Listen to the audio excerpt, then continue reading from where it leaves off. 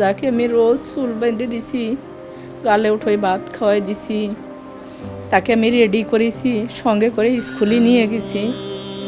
এখন সে আমার কাছে নাই, তার মুখে আমি মা ডাক শুনতেছি না, তাকে আমি দেখতে পাচ্ছি না।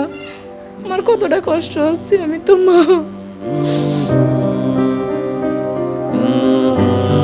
এতদিন হয়ে গেল, 5 দিন আজকে হয়ে যাচ্ছে, আমার মনিরে আমি পাইনি। আমার একটাই অনুরোধ ছিল সবার কাছে, যে আমি একদিন যখন পুরো চলে গেছে, রাত চলে গেছে, আমার মনিকে কোনো হসপিটালে সবাই, আমার আত্মীয় স্বজন, দেওর ভাসুর, আমার ভাইরা সবাই খুঁজিছে, কেউ কোথাও পায়নি।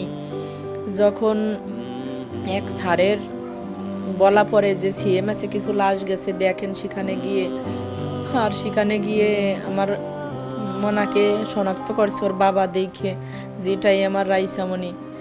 তো সে লাশটা এখনও আমাদের দেওয়া হয়নি।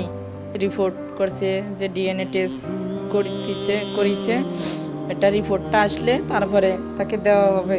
আমার মনে হয় তো আমার কাছে আর ফিরে আসবে না, কিন্তু তার লাশটা হইলেও সে আমার কাছে ফিরে আসুক, তাকে কবর দিয়ে তার জানাজাটা পড়ায় শেষ স্মৃতি হিসেবে তার কবরটা দেখে আমাদের মনটাকে আমরা সান্ত্বনা দিই যে আমার পাখি এখানে আছে।